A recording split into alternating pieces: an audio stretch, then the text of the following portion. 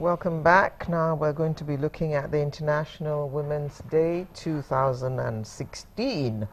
The theme for this year is Planet 50/50 by 2030.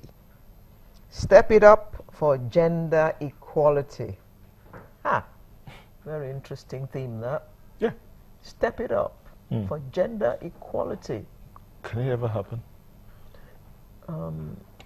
It's a tough ask because you men are you oppress us, and it's something that you enjoy, you love doing, you think it's your right. Yes, we were just talking about it with Wimbies just now, that, no, I mean, they're not gonna, no man is gonna hand us anything.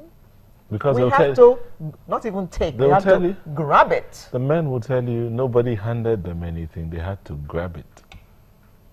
Society handed them everything. Who made society? The men. Okay, but yeah, the woman is the bedrock of the society. The men are not going to hand us anything. So we really have to step it up for gender equality. And that is the theme for this year's International Women's Day, which falls on Tuesday, March 8th. The United Nations observance of 8th March will reflect on how to accelerate the 2030 agenda, building momentum for the effective implementation of the new Sustainable Development Goals. Now, to look at International Women's Day with us this morning is Mariam Yakub, a community activist who is joining us from our studios in Abuja. Good morning, Mariam. Good morning. How are you? Good, and how are you doing? I'm doing great. Thank you. Yes. Aptly, we just finished talking to Wimbies, who are pushing the female agenda, and March 8th is International Women's Day. What a coincidence. Now, to your mind, what are the greatest challenges facing the girl child today? Let's not talk about the women yet. Let's talk about the girl child first. Okay. On the girl child, we will still maintain the fact that they still don't have that freedom to have the education that is most important, you know, the basic in life. So we will focus on the education for girl child and their security. Do you think there are enough girls going to school in Nigeria today? Once upon a time in the southeast, the problem was the boy child not wanting to go to school because he thought he could make money without having an education. But thankfully, a lot of advocacy has changed their mindset now that, yes, you can make plenty of money if you don't have an education, but you could make a lot more if you had an education. So the boys are tending to go back to school now.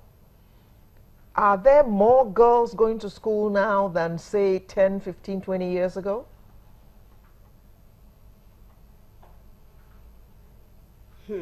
I will say yes, because looking at the population, you know, the population explosion, we have more number of girls out there now. So if 20, 15 years ago, we have about, 15 girls going to school out of 30 girls, we are talking of the statistics here. So by now, if we have like about 100 girls and about 50 are going, or about 60 are going to school, so we have more going, even though now that we have more issues confronting the girl child, but I will say we have more girl child going to school. You know, the question I want to ask Miriam is, if we can compare, when you say education, you said, when you talked about the challenges of the girl child, you said education and security, those are the major ones. But let's look at the issue of education. Yes. Is it different from attending school when you say education, is it the same thing as attending school? Because some will tell you, I may not be in school, but I'm educated. Okay, we should, look at attending the school itself. Is that what you are asking me? I'm asking, can we... Being present at the school setup? When you say education for the girl child, is it about presence in a school environment or gaining some level of training or awareness, which is enlightenment for the girl child?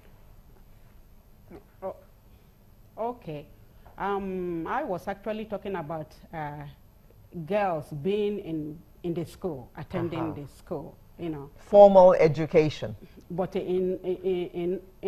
yes, formal education, exactly.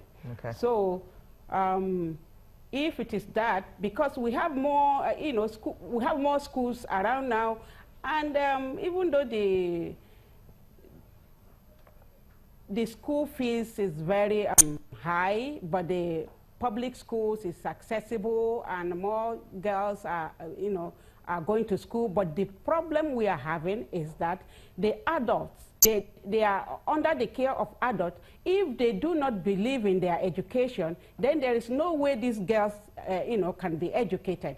You see, if you look at the average age of nannies, they are the girl child that are supposed to be in the school, but who again are keeping them at home to be their nanny is women. Mm. Yeah, Mariam, I had the privilege of being involved in a program organized by an oil company a few years ago in the South. It had to do with pregnancy and all that. And what we found was that young girls of 14, 15 were the ones who were coming to the program because they were pregnant. And when we asked them, about 70% of them said that that pregnancy they were carrying at the time was not their first baby. So you found that 14, 15-year-olds were carrying their second or third babies. And you're telling us that more girls are going to school. Can you please marry those two when they're busy having babies at 14? So they go to school up to the age of 12 or something? Okay, on that one, the way I see it is that women are coming out now to make such a complaint. There are platforms now. There are people who are, are looking into issues like that. There are always, being things like that where underage are being pregnated and, having babies, getting